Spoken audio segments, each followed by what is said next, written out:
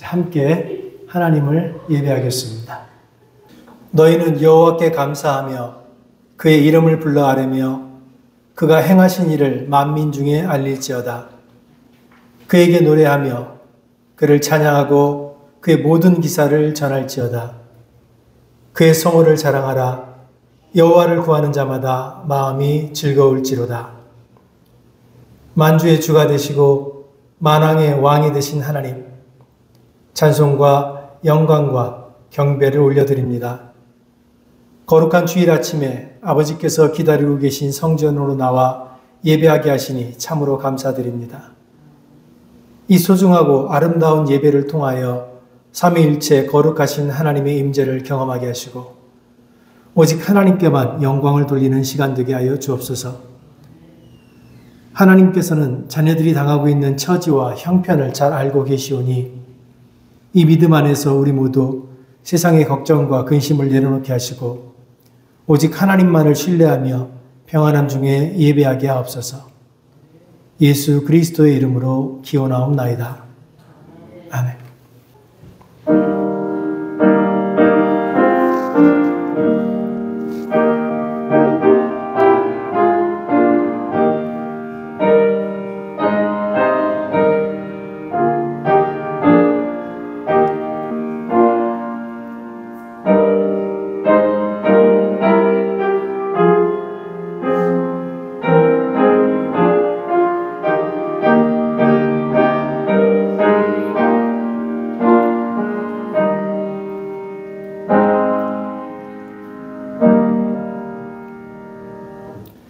신소서 14 기도할 때 다 함께 기도하시겠습니다. 사랑과 은혜가 가득하신 하나님 아버지, 오늘도 저희가 주님 앞에 예배로 나아올 수 있도록 인도하여 주시니 감사드립니다.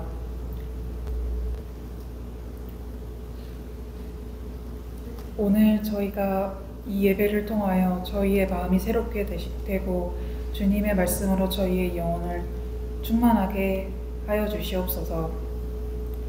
이 자리에 모인 모든 성도들의 찬양과 경배 그리고 간구를 기쁘게 받아주시고 한 주간의 삶 속에서 지치고 상한 마음을 어루만져 주시는 위로가 넘치는 예배가 되게 하여 주옵소서.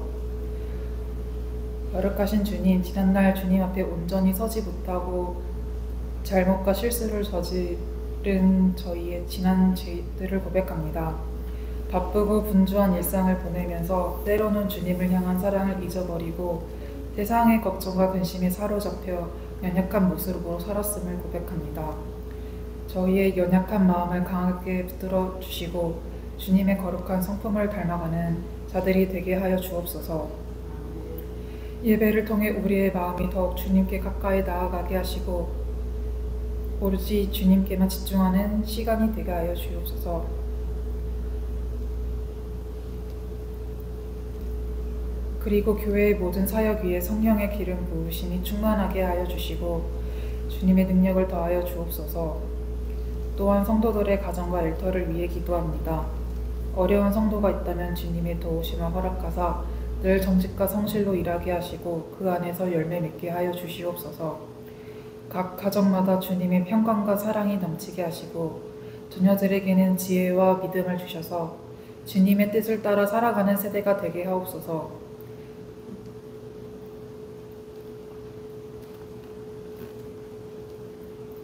말씀을 전하시는 목사님께 성령의 충만함과 지혜를 허락하여 주시옵소서.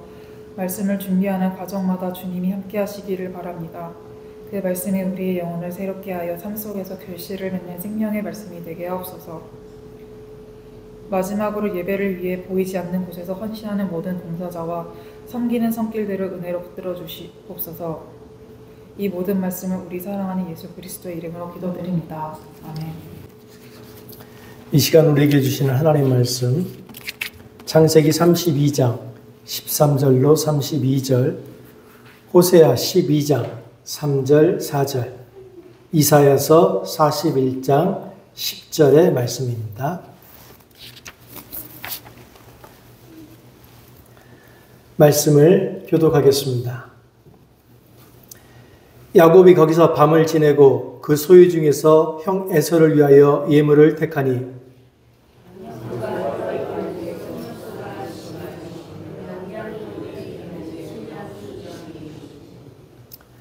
전나는 낙타 30과 그 새끼요, 암소가 40이요, 황소가 10이요, 암나비가 20이요, 그 새끼 나귀가 10이라.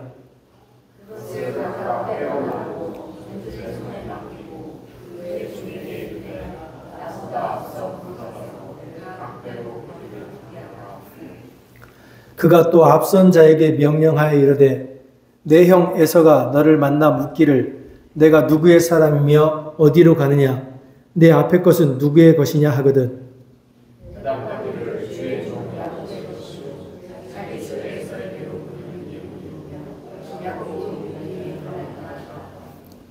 그 둘째와 셋째와 각 때를 따라가는 자에게 명령하여 이르되 너희도 에서를 만나거든 곧 이같이 그에게 말하고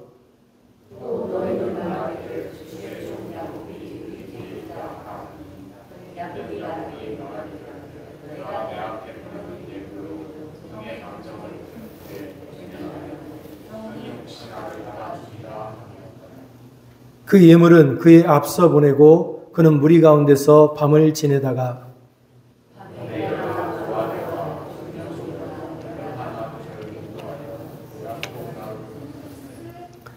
그들을 인도하여 시내를 건너가게 하며 그의 소유도 건너가게 하고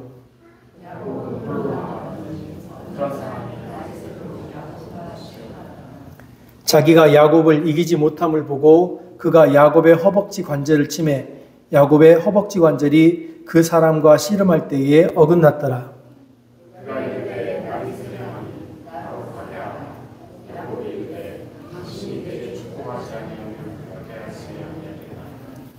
그 사람이 그에게 이르되 내 이름이 무엇이냐? 그가 이르되 야곱이니이다.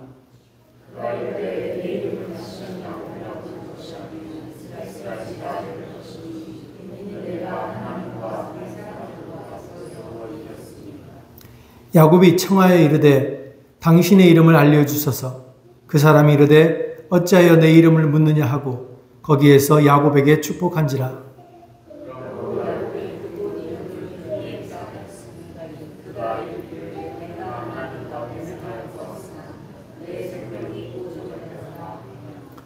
그가 분이엘을 지날 때에 해가 돋았고 그의 허벅다리로 말미암아 절었더라.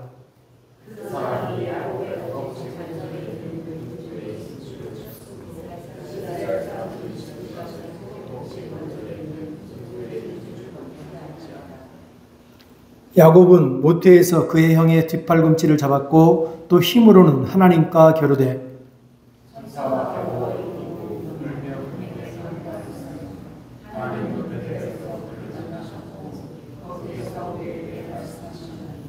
함께 있습니다. 두려워하지 말라. 내가 너와 함께함이라. 놀라지 말라. 나는 내 하나님이 됨이라. 내가 너를 굳세게 하리라.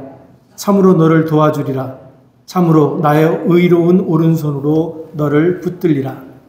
우리가 교회마다 가면 쉽게 볼 수 있는 십자가라고 하는 건 단순한 기독교의 상징이 아닙니다. 십자가는 하나님이 세상을 구속하시는 실제적인 사건이자 성도의 삶의 기준이고 고통받는 자들과 함께 하시는 하나님의 선언이며 동시에 세상을 향한 소망의 이정표입니다.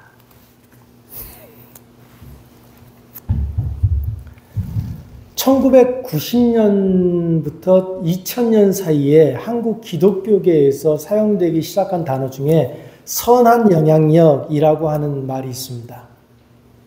이 선한 영향력이라고 하는 말은 외형상으로는 도덕적 용어로 보이고 사회적 윤리와 결합된 언어로 보이긴 하지만 그 속에는 아주 깊은 신학적 의미가 담겨져 있습니다.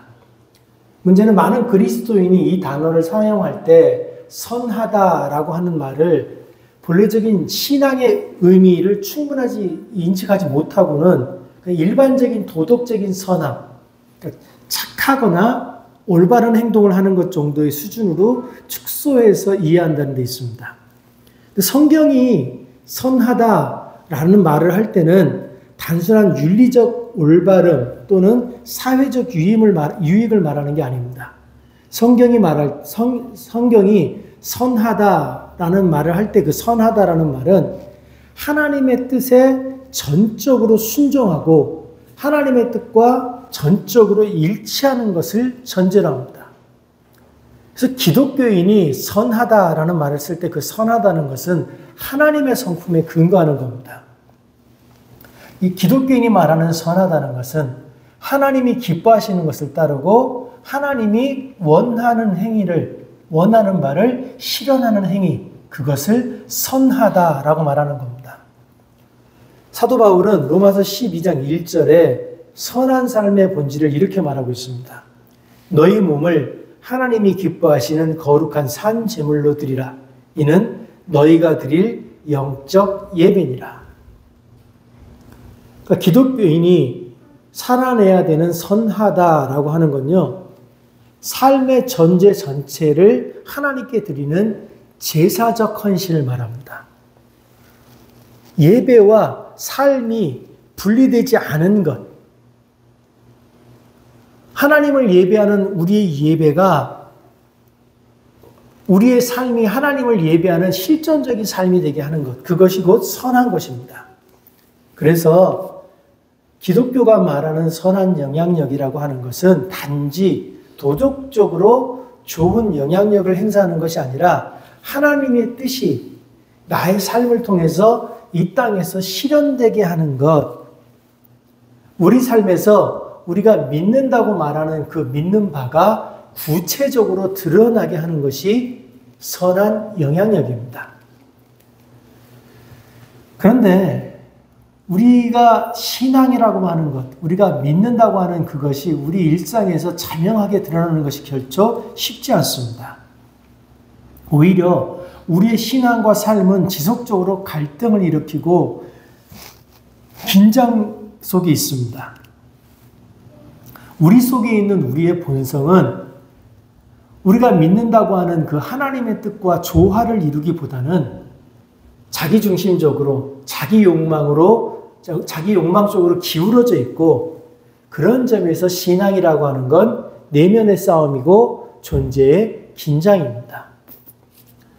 바울이 이렇게 말합니다. 나는 선한 싸움을 싸우고 나의 달려갈 길을 마치고 믿음을 지켰다.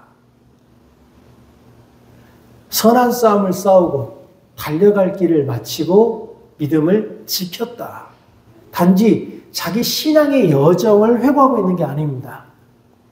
이 말을 통해서 바울은 자신이 매일의 삶 속에서 하나님을 믿는 그 믿음을 붙들기 위해서 얼마나 치열하고 험난한 투쟁을 하고 있었는지, 그동안의 과정이 얼마나 쉽지 않았는지를 말하는 겁니다.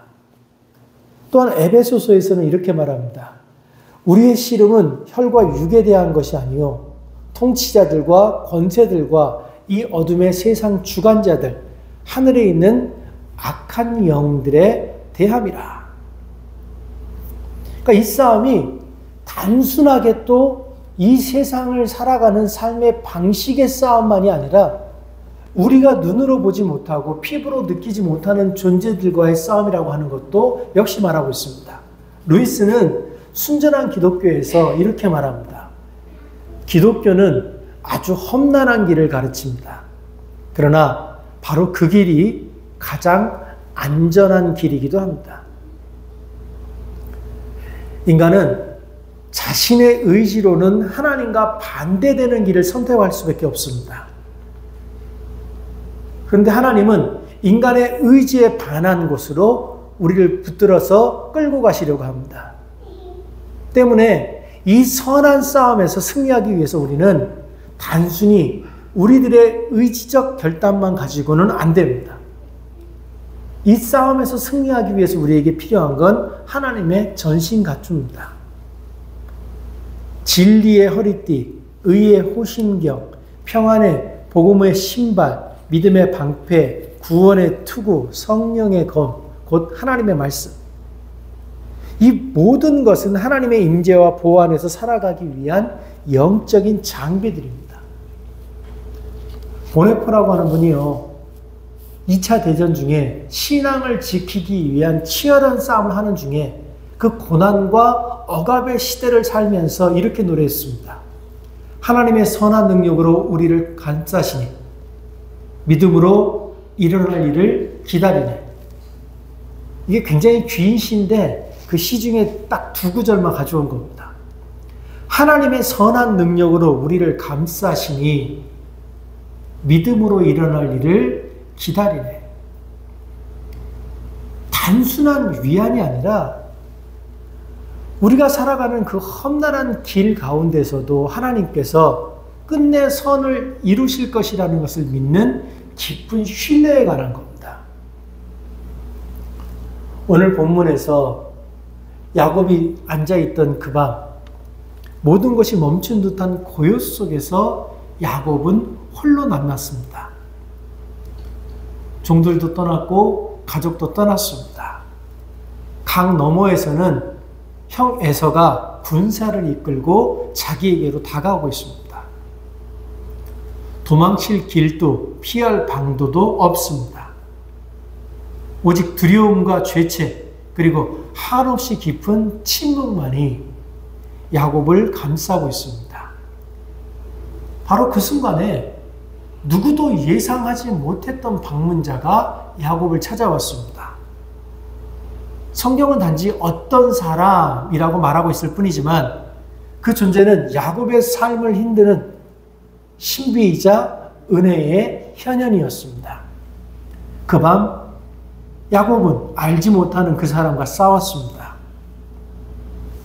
어쩌면 그날 밤 야곱이 싸운 것은 알지 못하는 어떤 사람, 하나님이 아니라 자기 자신이었을지도 모릅니다. 오랜 세월 동안 쌓아온 속임수와 두려움, 그 모든 인생의 그림자들과 야곱은 싸웠을 겁니다. 그런데 이 싸움은 시작부터 대등한 힘의 싸움이 아니었습니다. 야곱이 상대하는 것은 인간의 힘으로 이길 수 없는 분이었고, 결국 야곱은 허벅지 관절의 힘줄이 어긋나는 고통 속에서 무너지고 말았습니다. 육체는 한계에 다다랐고 더 이상 싸울 수 없는 절망의 자리에 이르렀지만 야곱은 끝까지 하나님을 놓지 않았습니다. 그는 매달렸고 붙들렸고 기어이 복을 달라고 울부짖었습니다. 그것은 단순한 패배가 아니라 간절한 의지의 표출이었습니다. 무릎 꿇은 자리에서 나온 가장 깊은 신앙의 몸짓이었습니다. 마치 한 아버지가 어린 자녀의 투박한 씨름을 사랑으로 받아주는 것처럼 하나님은 야곱의 몸부림을 받아주시면서 끝내 놓지 않았습니다. 그리고 그 밤 하나님은 야곱의 이름을 부르며 선언하셨습니다. 내 이름을 다시는 야곱이라 부르지 아니하리니 이제는 너는 이스라엘이라 부를 것이라. 이는 내가 하나님의 사람과 겨루어 이겼습니다. 이 한마디는 야곱의 과거와 미래를 갈라놓는 선언이자 그의 정체성을 뒤바꾸는 거룩한 이름의 선포였습니다. 이전에 야곱은 손으로 형의 발꿈치를 잡았던 자, 자신의 힘과 꾀로 삶을 끌고 하려던 존재였습니다. 그러나 이스라엘이란 이름은 하나님과 씨름하여 붙든 자, 패배처럼 보였으나 믿음으로 이긴 자라는 이름입니다. 그래서 그 밤은 단순한 밤이 아닙니다. 그것은 또 하나의 베델이었습니다. 절망의 가장자리에서 만난 하나님의 얼굴. 그 싸움은 곧 은총이었고 그 상처는 곧 회복이었습니다. 야곱은 이제 절뚝거리면서 앞으로 걸어갑니다. 그러나 그는 더 이상 옛날의 야곱이 아닙니다. 그는 하나님이 붙드신 사람, 새로운 이름을 받은 사람, 이스라엘입니다. 이스라엘이라는 이름을 한번 살펴보면 단순한 호칭이 아닌 것을 알 수 있습니다. 이 이름은 싸우다, 겨루다 라는 뜻의 히브리어 사라와 하나님이라는 뜻의 이 결합된 이름으로 말 그대로 하면 하나님과 싸운 자라는 뜻입니다. 그러나 그 뿌리, 이 이름의 뿌리에는 단순한 투쟁이 아니라 관계의 깊은 교감과 신비한 은혜가 자리 잡고 있습니다. 하나님이 야곱에게 말씀하셨습니다. 네가 이겼다. 그러나 네가 이겼다라는 이 말씀은 전투에서, 전쟁에서, 싸움에서 힘으로 상대를 꺾은 그 승리를 말하는 게 아닙니다. 오히려 한 아버지가 밤새 울며 매달린 자녀에게 눈물로 그 자녀를 품에 안으면서 속삭이는 음성과 같습니다. 야곱이 하나님을 이겼다는 것은 하나님을 꺾었기 때문이 아니라 끝까지 하나님을 놓지 않았기 때문입니다. 그는 상처 입었고 지쳐 있었지만 그럼에도 불구하고 여전히 하나님께 붙들려 있었습니다. 절박함의 신앙, 포기하지 않는 의지, 그리고 무릎 꿇은 집요함이 그를 승자로 만든 겁니다. 그 밤 이후 야곱은 더 이상 야곱이 아니었습니다. 그는 더 이상 도망자의 이름으로 살지 않았습니다. 그는 하나님이 주신 새 이름, 이스라엘. 이스라엘이란 그 이름은 그의 정체성이 변화했음을 보여주는 은혜의 상징이었습니다. 그러나 그 이름은 단지 명패가 아니었습니다. 그 이름의 증표는 다름 아닌 절뚝거림이었습니다. 그 밤 이후로 그는 평생을 절뚝거리며 살았을 겁니다. 하지만 바로 그 상처가 하나님과 만났던 흔적이었고 하나님의 긍휼이 그의 삶에 남겨진 신적인 서명이었습니다. 우리 인생에도 이런 밤이 있습니다. 피할 길이 없는 현실 앞에서 마주서는 그 순간들, 두려움과 무력함 속에 홀로 남은 깊은 밤들. 그래서 외롭고 고통스럽지만 하나님이 찾아오시는 시간이 있습니다. 그 밤 우리를 찾아오시는 하나님은 우리를 쓰러뜨리기 위해서 찾아오시는 게 아닙니다. 오히려 우리를 붙들기 위해서, 우리가 끝까지 믿음을 놓지 않도록 함께 싸우시기 위해서 우리에게 다가오시는 겁니다. 때문에 그 어두운 밤의 씨름은 심판이 아니라 극진한 사랑의 표현입니다. 우리 중에 혹시 그런 밤을 지내고 있는 분이 있을 수 있습니다. 두려움의 문턱에서 한 발 나아가 한 발자국이라도 나갈 수 없는 깊은 골짜기에서 무릎 꿇고 있는 분이 있을 수도 있습니다. 그렇다면 우리 모두 기억해야 합니다. 우리가 겪고 있는 그 지독한 밤이 야곱에게 은혜가 되었던 베델이 될 겁니다. 하나님은 바로 그곳에서 여러분을 만나 주실 겁니다. 그리고 바로 그곳에서 하나님은 여러분에게 새로운 이름을 주실 겁니다. 이것이 바로 하나님의 긍휼입니다.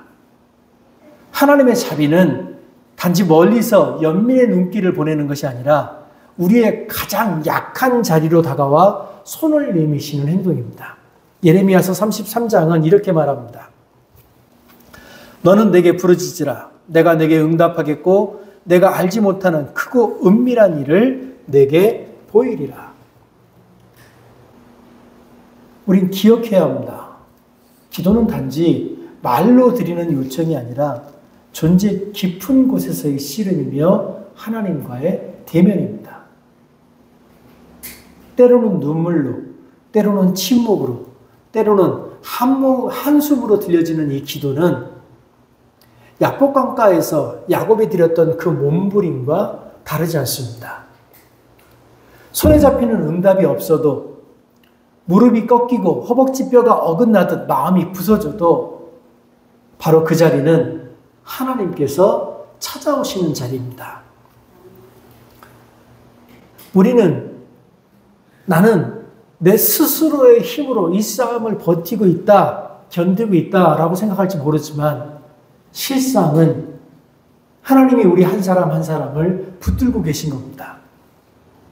하나님을 붙잡고 있는 우리의 손은 자주 미끄러지지만 그분의 손은 결코 우리를 놓지 않으십니다. 우리는 신음 속에서도 절망 속에서도 말할 수 없는 탄식 속에서도 기도합니다. 그런데 바로 그때 성령께서 말로 다 할 수 없는 탄식으로 우리를 위해 기도하십니다. 하나님은 우리가 끝까지 붙들 수 있는 힘이 없을 때 그때조차도 우리를 포기하지 않으십니다. 그래서 우리가 지금 모여드리는 이 예배는 단지 순서와 형식의 집합이 아닙니다. 우리는 이 자리에서 신앙이라는 이름으로 하나님께 기도드리고 있는 겁니다. 그래서 이 자리는 우리에게 약복강입니다. 말씀 앞에서 몸부림치고 찬송 속에서 눈물 흘리고 침묵 가운데 부르짖으면서 우리가 하나님을 만나고 하나님께 매달리는 씨름터입니다. 그리고 하나님은 바로 이 자리에서 우리를 기다리고 계십니다. 야곱에게 새 이름을 주셨던 하나님은 지금 우리에게도 새 이름을 준비하십니다. 그 이름은 과거의 죄와 두려움을 지우고 하나님의 손으로 다시 써내려가는 정체성의 선언입니다. 너는 더 이상 도망자가 아니다. 너는 더 이상 외롭고 상처 많은 자가 아니다. 너는 나와 겨루어 이긴 자, 내가 붙든 자, 내가 사랑하는 자다.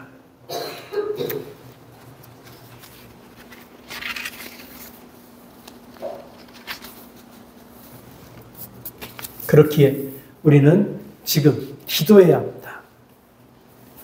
마음이 다 타버린 듯 해도 입술이 굳어져서 말이 나오지 않아도 그저 하나님 앞에 머무는 것, 그것이 기도입니다. 그 씨름 속에 하나님이 계시고 그 자리에서 은혜는 시작됩니다. 하나님은 지금 이 순간에도 우리 한 사람 한 사람을 부르고 계십니다. 너는 내게 부르짖으라. 그 음성은 오늘도 우리를 하나님 앞으로 초대하고 있습니다.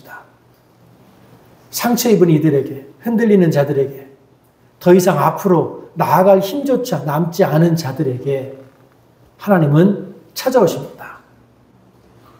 어두운 밤, 깊은 물가에서 우리와 씨름하십니다. 그리고 지친 우리를 위해 새 이름을 준비하십니다. 그 하나님이 우리에게 이렇게 말씀하십니다. 내가 내게 응답하겠고 내가 알지 못하는 크고 은밀한 일을 내게 보이리라. 기도하겠습니다.